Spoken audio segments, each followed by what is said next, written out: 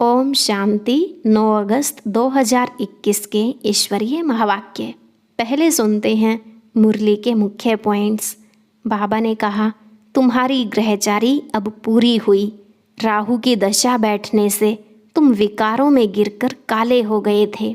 अब फिर बाप तुमको कहते हैं, दे दान तो छूटे ग्रहण। यह पक्का निश्चय होना चाहिए कि यह कयामत का समय है। अब सतयुग की स्थापना जरूर होगी। इस कलयुग में जो भी है सब खलास हो जाएंगे। फिर आत्माएं पवित्र बन अपना हिसाब किताब चुकता कर वापिस चली जाएंगी। निश्चय बुद्धि विजयंती, वही जाकर विष्णु के गले की माला बनेंगे। समय जितना नज़दीक आता जाएगा तुम बहुत साक्षात्कार करते रहेंगे और सब कुछ समझ जाएंगे। यह ड्रामा बड़ा एक्यूरेट है।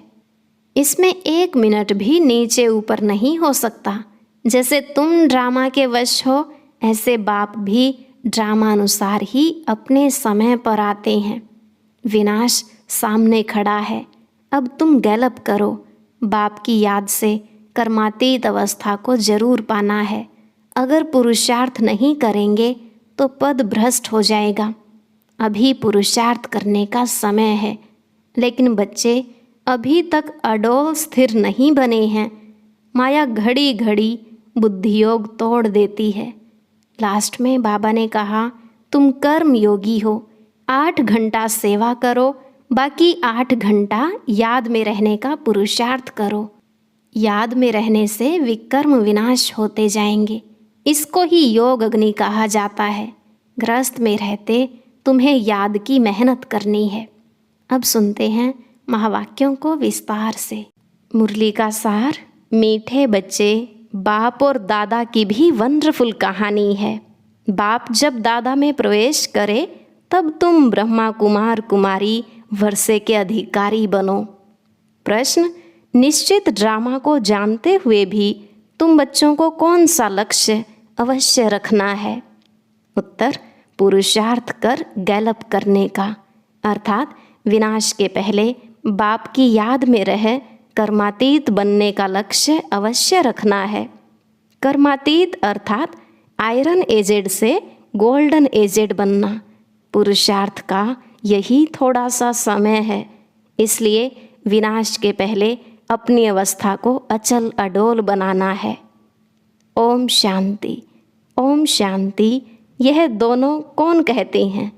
एक था बाबा, एक था दादा। कहानी सुनाते हैं ना, एक था राजा, एक थी रानी। अब यह फिर है नई बातें। एक बाबा, एक दादा। तुम कहेंगे 5000 वर्ष पहले भी एक था शिव बाबा, दूसरा था ब्रह्मा दादा। अब शिव के बच्चे तो सब हैं। सभी आत्माएं एक बाप की संतान हैं। वह तो है ही हैं। ब्रह्मा के बच्चे ब्राह्मण भी थे। प्रजापिता ब्रह्मा की संतान ब्रह्मा कुमार कुमारियाँ थे। उन्हों को कौन पढ़ाते हैं? शिव बाबा। प्रजापिता ब्रह्मा के यह ब्रह्मा कुमार कुमारियाँ ढेर बच्चे हैं ना। ब्रह्मा कुमार कुमारियाँ मानते हैं बरोबर हम शिव बाबा के बच्चे भी हैं, पोत्रे भी हैं। बच्चे तो हैं ही, अब पोत्रे बने हैं। ब्रह्मा द्वारा दादे से वर्षा लेने। अभी तुमको दादे से वर्षा मिलता है, जिसको शिव बाबा कहते हैं। परंतु ब्रह्मा कुमार कुमारियाँ होने के कारण उनको हम दादा कहते हैं। वर्षा दादे का है, ब्रह्मा दादा का नहीं। बैकुंठवासी बनने का वर्षा उस बाप से मिलता है। आधा कल्प वर्षा पाते हो, फिर तुमको श्राप मिलता है। रावण से नीचे उतरते आते हो। जैसे कि ग्रहचारी बैठती है नीचे उतरने की। अभी तुम बच्चे समझते हो हमारी ग्रहचारी राहु की दशा पूरी हुई। राहु की दशा है सबसे बुरी। ऊंचते ऊंच बृहस्पति की दशा, फिर राहु की दशा बैठी तो 5 विकारों के कारण हम काले हो गए। अब फिर बाप कहते हैं, दे दान तो छूटे ग्रहण। है तुम्हारी बात। उन्होंने फिर सूर्य चंद्रमा का ग्रहण समझ लिया है। जब ग्रहण लगता है तो दान मांगते हैं। यहाँ बाप तुमको कहते हैं 5 विकारों का दान दो तो ग्रहचारी उतर जाएगी। इन विकारों से ही तुम पाप आत्मा बने हो। मुख्य है देह अभिमान। पहले ऐसे सतो प्रधान थे, फिर सतो रजो तमो बने हैं, 84 जन्म लिए हैं। यह तो पक्का निश्चय है, बरोबर देवताएं ही 84 जन्म लेते हैं। पहले उन्हों को ही मिलना चाहिए बाप से। गाया भी जाता है, आत्माएं परमात्मा अलग रहे बहुकाल। बाप कहते हैं, पहले पहले तुमको सतयुग में भेजा था, फिर अभी तुम ही आकर मिले हो। आगे तो सिर्फ गाते थे, उनका यथार्थ अर्थ अभी बाप बैठ समझाते हैं। सभी वेद शास्त्र जप तप स्लोगन आदि जो भी हैं, सबका सार बाप बैठ समझाते हैं। चक्र तो बिल्कुल सहज है।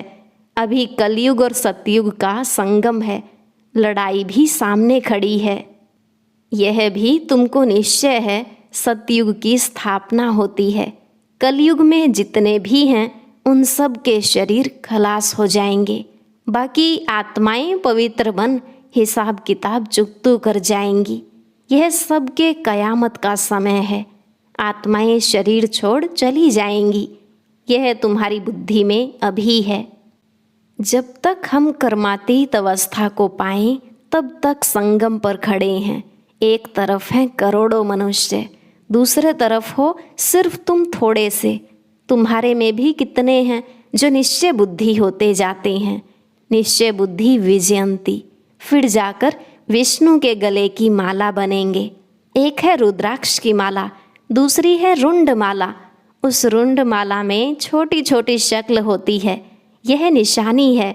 हम आत्माएं ही आकर फिर बाप के गले की माला के दाने बनेंगे। फिर यहाँ आएंगे नंबरवार। माला 8 की भी है, 108 की भी है, 16,108 की भी है। अब 16,000 हैं या 5-10 हज़ार हैं, उनका कोई हिसाब नहीं निकाला जाता। यह मालाएं गाई जाती हैं। बाप कहते हैं, यह सब तुम क्यों विचार करते हो? जितने भी राजाएं कल्प पहले सतयुग त्रेता में बने थे, उतने ही बनेंगे। 100 बने या 200-300 बने, यह पूछना नहीं है। बाप कहते हैं, तुम जितना नज़दीक आते जाएंगे तो यह सब समझ जाएंगे। आज हम यहाँ हैं, कल विनाश होगा। फिर सतयुग में थोड़े से देवी देवता होंगे, बाद में वृद्धि को पाते हैं। सतयुग के आसार भी दिखाई पड़ते हैं। बाकी लाखों जाकर रहेंगे, फिर लाख रहें व 9-10 लाख रहें, एक्यूरेट नहीं कह सकते। हाँ, तुम जब एक्यूरेट संपूर्ण बनने के लायक बनेंगे, तब तुमको और जास्ती साक्षात्कार हो जाएगा। अभी तो बहुत कुछ समझने का समय पड़ा है। बहुत साक्षात्कार करते रहेंगे। लड़ाई की तैयारियां भी बहुत होती रहती हैं। सब चीज़ें महंगी होती जाएंगी। विलायत में भी अब खूब टैक्स आदि लगते रहेंगे। बहुत बहुत महंगाई होकर फिर एकदम सस्ताई हो जाएगी। सतयुग में कोई चीज़ पर खर्चा नहीं होगा। सब खानियाँ आदि भरपूर हो जाएंगी। नई दुनिया में वैभव बहुत होते हैं। लक्ष्मी नारायण के पास बहुत वैभव थे ना। श्रीनाथ द्वारे में मूर्तियों के आगे कितने वैभवों का भोग लगाते हैं। वहाँ बहुत माल बनाते हैं और खाते रहते हैं। कहेंगे हम देवताओं को भोग चढ़ाते हैं। कहेंगे देवताओं को भोग नहीं लगाएंगे तो वह नाराज हो जाएंगे। अब इसमें नाराज होने की तो बात ही नहीं। तुम कोई पर नाराज नहीं होते हो। जानते हो ड्रामानुसार यह विनाश होना ही है। कलयुग से बदलकर सतयुग होगा।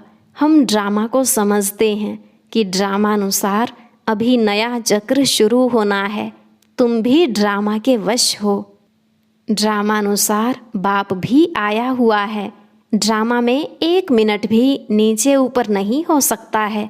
जैसे बाबा आया, तुमने देखा कल्प बाद भी हूबहू ऐसे होगा।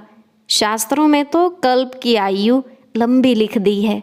अभी तुम बच्चों की बुद्धि में है, बरोबर विनाश सामने खड़ा है। अभी तुम गैलप कर रहे हो। जानते हो बाप को याद कर, हमको कर्मातीत अवस्था को जरूर पाना है, अर्थात आयरन एज से गोल्डन एज बनना है। अभी अगर पुरुषार्थ नहीं करेंगे तो पद भ्रष्ट हो जाएगा। हे आत्माएं, अभी तुम पतित बन गई हो, यह भी जानते हो बहुत किस्म के आएंगे जो और धर्म में बदली हो गए हैं, वह निकलकर आते रहेंगे, आकर अपना पुरुषार्थ करते रहेंगे बाप से वर्षा पाने। ब्राह्मण धर्म में आकर फिर देवता धर्म में आएंगे, ब्राह्मण धर्म में नहीं आएंगे तो देवता धर्म में कैसे आएंगे। ब्राह्मण दिन प्रतिदिन वृद्धि को पाते रहेंगे, देखेंगे विनाश सामने आ गया है, यह तो ठीक कहते हैं, फिर वृद्धि होती जाएगी। ब्राह्मणों का झाड़ वृद्धि को पाकर फुल हो जाएगा, फिर वापस जाएंगे, देवताओं का झाड़ बढ़ेगा। अभी तुम संगम पर राजयोग सीख रहे हो। इस संगम को कल्याणकारी युग कहा जाता है। संगम का ही गायन है, गंगा सागर का मेला दिखाते हैं, वह सब है भक्ति मार्ग का। यह है ज्ञान सागर और ज्ञान सागर से निकली हुई ज्ञान गंगाएं। ज्ञान सागर से पतित पावन अक्षर लगता है, वह समझते हैं पतित पावनी गंगा है और फिर गंगा में स्नान करते ही आते हैं।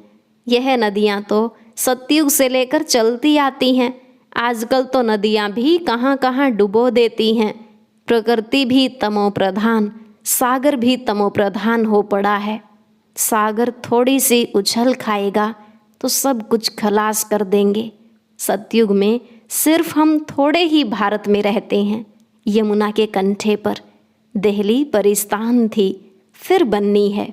सतयुग में थोड़ी ही जीवात्माएं रहती हैं, फिर धीरे धीरे आते जाते हैं। अभी है कलयुग का अंत, कितने ढेर मनुष्य हो गए हैं। बेहद का नाटक है, जिसको अच्छी रीति समझना है। भल कोई अपने को एक्टर समझते भी हैं, परंतु कल्प 5000 वर्ष का है, यह किसको भी पता नहीं है। कहाँ 84 जन्म, कहाँ 84 लाख। अभी तुम रोशनी में हो, तुमको बाप से वर्षा मिलता है। बाप कहते हैं मन मना भव, बाप को याद करना है। शिव भगवानुवाच, कृष्ण थोड़े ही ज्ञान का सागर है। भगवान की महिमा में और देवताओं की महिमा में बहुत फर्क है। बाप जो नई रचना रचते हैं, उनकी महिमा है सर्वगुण संपन्न। अभी तुम ऐसे बन रहे हो। बाप की महिमा और इनकी महिमा में रात दिन का फर्क है। यह राजयोग है ना, गाया भी जाता है भगवान राजयोग सिखलाते हैं। वह है निराकार, तो जरूर निराकार से साकार में आना पड़े। भगवान की इतनी महिमा है तो जरूर आना पड़े। उनका जन्म दिव्य अलौकिक है, और किसका दिव्य जन्म नहीं गाया जाता। यह भी बच्चों को समझाया है। एक होता है लौकिक बाप, दूसरा है पारलौकिक बाप, जिसको ही भगवान कहे याद करते हैं, और तीसरा है अलौकिक बाप। यह फिर वंडरफुल बाप है।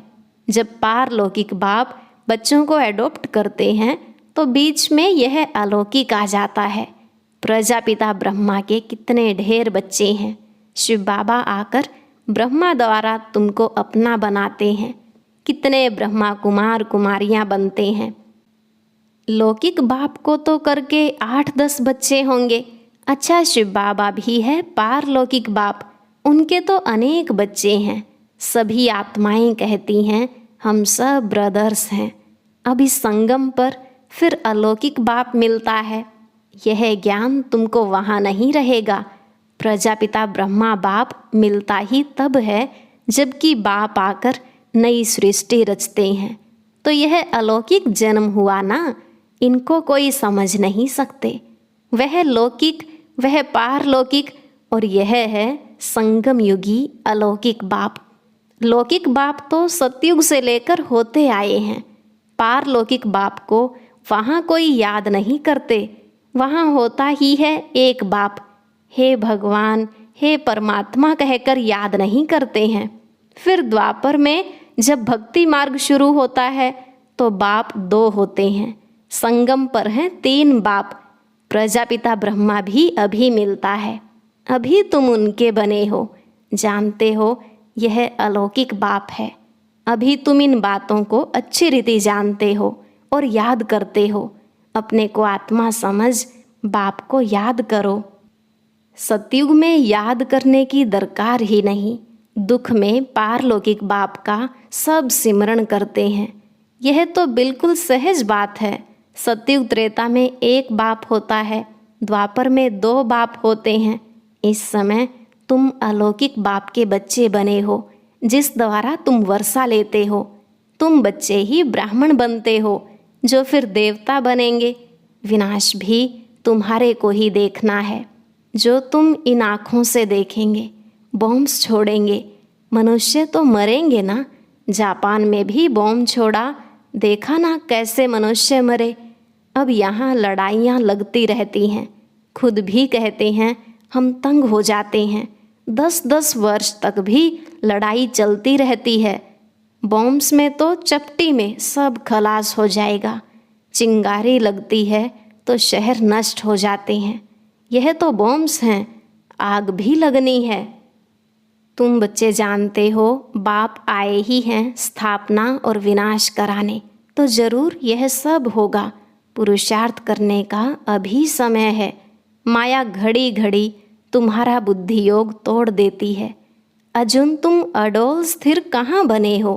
कहते हैं बाबा माया के तूफान बहुत आते हैं।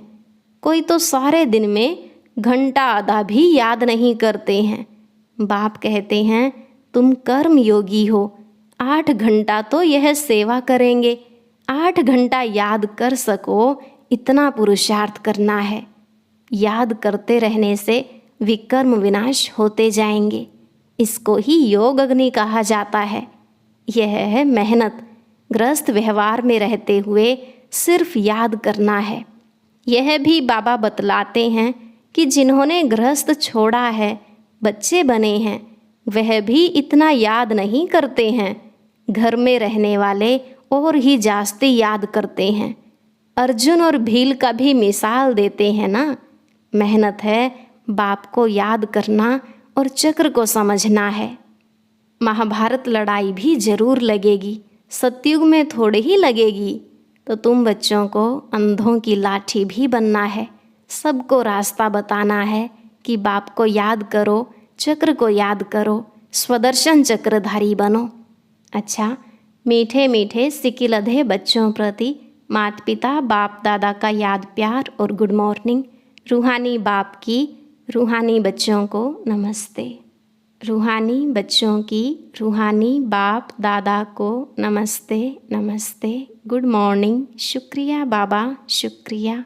धारणा के लिए मुख्य सार। पहला पॉइंट, कम से कम 8 घंटा याद में रहने का पुरुषार्थ करना है। अपनी अवस्था अचल अडोल रखने के लिए याद का अभ्यास बढ़ाना है, गफलत नहीं करनी है। दूसरा, यह ड्रामा बिल्कुल एक्यूरेट बना हुआ है, इसलिए किसी पर भी नाराज नहीं होना है, निश्चय बुद्धि बनना है। आज का वरदान, दिल में सदा एक राम को बसाकर सच्ची सेवा करने वाले मायाजीत विजयी भव। दिल में सदा एक राम को बसाकर सच्ची सेवा करने वाले मायाजीत विजयी भव। बाबा ने कहा हनुमान की विशेषता दिखाते हैं कि वह सदा सेवाधारी महावीर था, इसलिए खुद नहीं जला, लेकिन पूंछ द्वारा लंका जला दी। तो यहाँ भी जो सदा सेवाधारी हैं वही माया के अधिकार को खत्म कर सकते हैं। जो सेवाधारी नहीं वह माया के राज्य को जला नहीं सकते। हनुमान के दिल में सदा एक राम बसता था, तो बाप के सिवाय और कोई दिल में न हो, अपने देह की स्मृति भी न हो, तब मायाजीत विजयी बनेंगे। स्लोगन, जैसे आत्मा और शरीर कंबाइंड है, ऐसे आप बाप के साथ कंबाइंड रहो। जैसे आत्मा और शरीर कंबाइंड है, ऐसे आप बाप के साथ कंबाइंड रहो। ओम शांति। और अभी सुनेंगे आज की अव्यक्त मुरली। इसके लिए ऊपर दिए गए बॉक्स को क्लिक करें।